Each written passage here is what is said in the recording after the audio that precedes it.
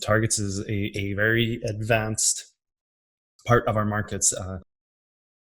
I teach people how to understand entering perfect trades, right? So the first part of targets is perfect trading.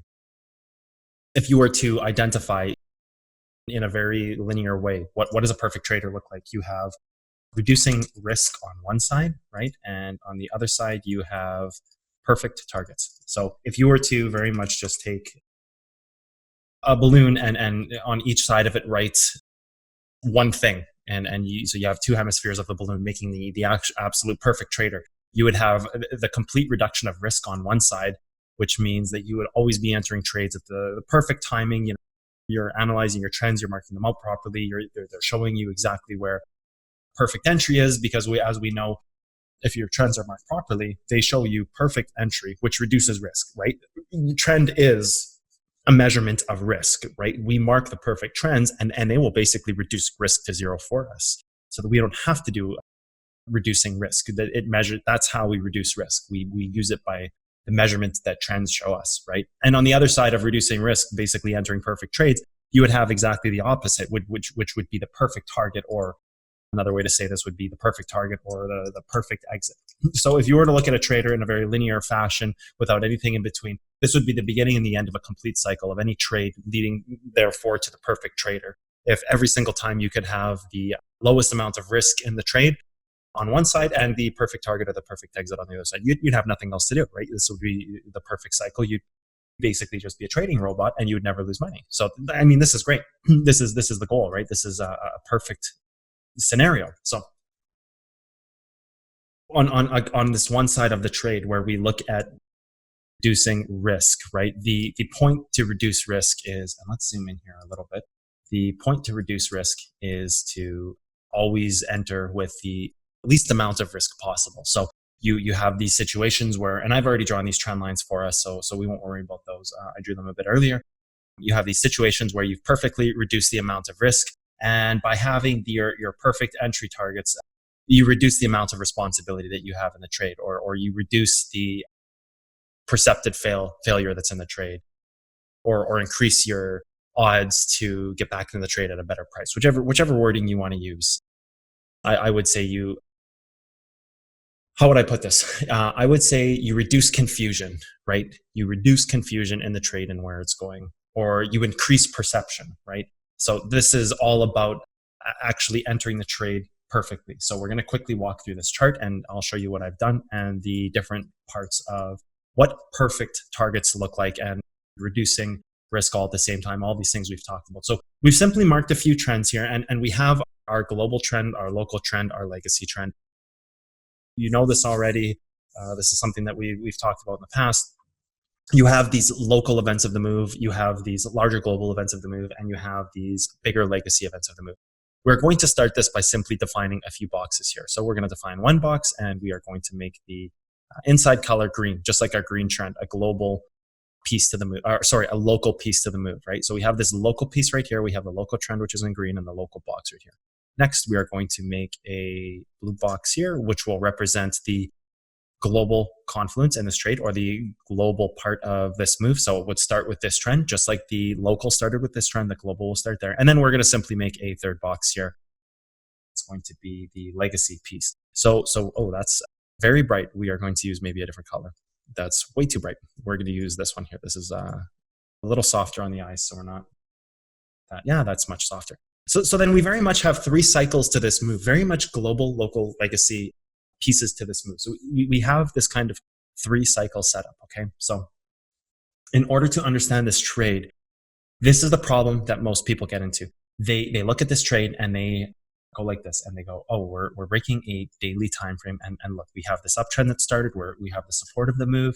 We're just about to break a larger level here. Let's enter the trade, because once this level breaks here, you can very much expect your target to be, where would we expect target to be here? This here. We can expect target to be this origin legacy level. So pretty much you break the part of the move and you are looking to target the level within that. Just like if you were to, the same thing as if we were to break this blue level, we would target the origin level in that, just like we targeted the origin level back here. And if you were to break this green line, you would very much target this origin level right here. So you very much have the same setup across all three trends. They're just different colors at this point for all we care. So if you break the green line, you simply go up and attack the green level relative to that green line. And if you break this blue line that started here, you would break that blue line. You would go and you would attack the same level that you have on the green level right here, the same line, the same origin level. This is a local origin.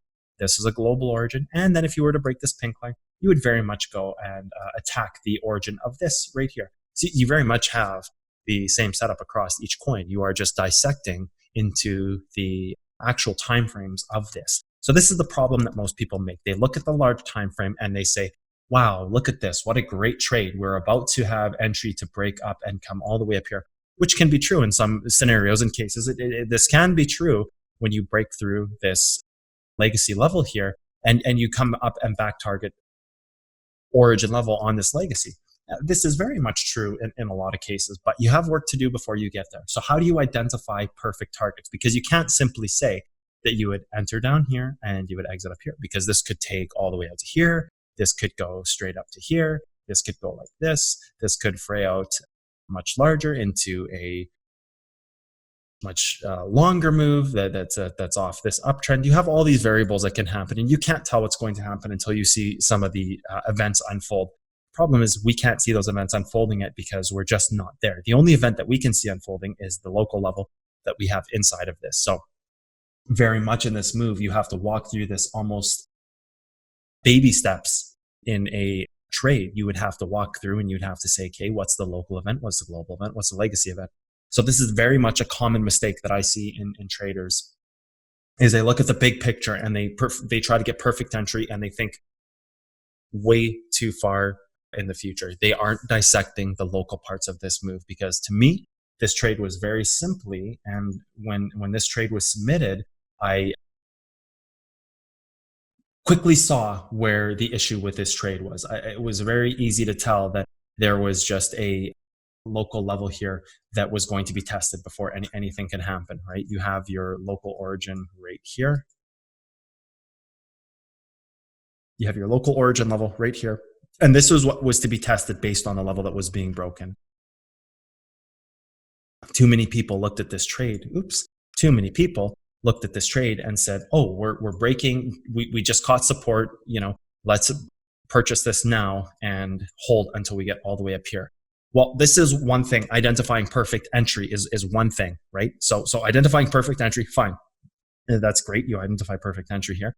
And you have a positive reaction in this move, therefore leading to money made. But those profits quickly diminish if you haven't been able to identify the correct level to sell, and you come back down to a point of entry where you sit here and you say, oh, I want to enter at 200, and I'm already at 203 sats already, or wherever the price is right now, 204 sats, and you're left, instead of 7% profits, you're left with, or 6 or whatever it was, I didn't do the math. I think, what do we say, 200 to 212? Okay, so that would be 6%. Instead of 6% profits, you're left with 2%, right? So very incorrectly assessing where this can go. So this, again, this is one thing. Identifying perfect entry is one thing. Identifying correct exit based on the events that are being shown to you is another. This is very simple in one way to identify perfect entry, because simply you have trends as a measurement of risk reduction, right? So you have this move here where you've hit this trend, you've gained support, you've laddered up against the valley of the move, and then you're holding through trend. You can use the trend to reduce the amount of risk in this trade, right? Again, it's a tool of measurement, this trend. The problem becomes the other side of trading, where I see people getting into trades and not seeing the proper exits, right? If trend is used to reduce risk, then your targets have to be used to increase clarity, right? You would have something like this. You'd have this side of the trend to this side of the trend. So when this fails through, you're going to have a pullback again, or you're going to ride this all the way through this move right here like this, and break through here and go here and maybe go here like this. So the problem here becomes not identifying the correct level based on the event that started the move. We're not breaking a global event. We are setting up a larger move, correct? That is true, but we are not there yet. So very much we need to find the targets that are relevant to what we are breaking. And just like we said when we looked at this origin level here as the target, so this origin level here, based on the break of this trend right here, is very much the same thing. If you were to say, okay, well, what's going to happen when you hit this blue trend? Well, you're going to break this, or you're going to test this origin level here, right? So very much when you come out here and break this blue level, you are going to test this origin level. And then when you come back and break this pink level, wherever it ends up adapting to, so this pink level may adapt to this point out here in the future, right, off of this trend high right here. It may adapt out to here. And then when you break this pink line, you are very much going to attack. Oh, I think we actually misidentified that one. This line shouldn't be here, so let's just redo that. And so fine, then when you attack this pink line, you are very much going to go to the same level. So we basically have the same thing across all three levels here, whether it's local, global, or legacy. We have the same three targets, just relative to the event that's creating the move, right? So in the bigger moves targeting the bigger trends where you've broken a 18-month trend, some crazy long-term trend that's been longer than a year, or maybe it's been 2 years or 6 months, you very much have a reaction based on the size of that. However, before that can happen, we're going to say that this is a 1-year event that has happened. This is very common in markets. You have a year-long trend that gets broken. Before that event can happen, you are going to have micro cycles of this trend. So you're going to have various levels of confirmation. So for example, if you were to break this first green line, that would be 1. The blue line would be 2. The purple line would be 3. And then this is a cycle all in itself. So if you were to break through, and this is common too, another scenario that could possibly happen is you just go and you straight break over top of the purple line. This in itself would have to be the succession of not only the number 1, which is green, but number 2, which is blue, and number 3, which is purple, which would then create kind of this pseudo set of levels called 4, which is the entirety of 1, 2, 3 together. So even in a scenario where you are breaking straight over this purple line, you still have the succession of 1, 2, and 3 acting together, basically creating a 4. So you have one of two options here. You can either break 1, have its target, and fall back down. Break 2, have its target, fall back down. Recreate this trend out here. Break 3, have its target, fall back down. And that's very much breaking 1, leading into 2, leading into 3, which has a multitude of moves in between it too, right? We'll talk about those. Or you can break 1, 2, 3 at the same time and have its own 4 that gets created. So breaking them all together would look like one action, but you are breaking 1, 2, and 3, which is creating its own cycle of confirmation that it needs, which we then call the 4. So even in a scenario where you've broken over 1, 2, 3, you're just creating a new cycle, which is the local piece to the larger break. So instead of breaking the 1, right, that breaks, and then you break the 2, and that breaks, and you have a equal reaction from number 1 breaking to the size of the move. Same, you have an equal reaction to number 2 and how big it can move, and then you have number 3, which is the purple line, and you have a reaction equal to its size of the move. You'll have the same thing happen when you create this 1, 2, 3, 4 cycle. When you break all of these at once, you are going to have a reaction very much equivalent to that, which is going to be even larger, but therefore then creates its own cycle with its own set of targets. So there's a very complex nature to targets. There's very much a deep complexity to the way targets work. In this trade, for example, I would look at a CMT right now and I would say, well, okay, this is very straightforward. We are breaking the local part of the move, which is going to give us a very local reaction so that we can see if we are actually breaking out of this move and up in the future. So obviously you can see that there's trend compression here and there's trend compression here, the purple and the blue lines, therefore not allowing us to even move past those trends, making the trends the final target. But also with those trends, you also have this origin level that is right here on the local time sense. So very much this is just targeting the level that's relevant to its part of the move. So you have a local trend that's this spectrum that we've created right here, this green box, and it has its reactive target based on the size of the trend, right? So quite very simple here. You have the proper exit on the move, therefore completing a perfect trade, right? You've used trend to reduce the amount of risk you have in the trade by using it as a tool of measurement to where you should enter versus how long you've been in the trade, right? Going back to the blueprint material about greed and waiting too long on either side of this. So we have trend on one side, which gives you the perfect exit. understanding targets versus what the events that are being created very much gives you your exit target, right? So if you were to say that trend, again, going back to this, if you were to say that trend's job is to reduce risk, the job of targets is to give you clarity in the moves, because what happens is this next. You have trader number one, and trader number one has taken one entry right here and has set his sell target for right here.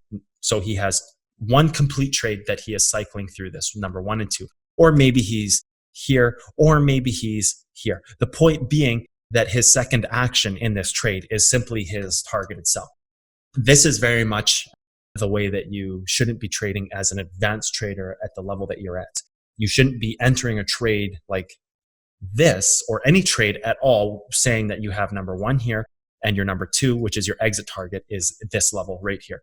This is very much the incorrect way to look at targets. Instead, you have the birth of the move that's happening. So when we look at CMT, it's very easy to ascertain this is very close to the bottom of its range, trying to start a long-term move up, or maybe even long-term could be a few weeks here, depending on what Bitcoin does in price.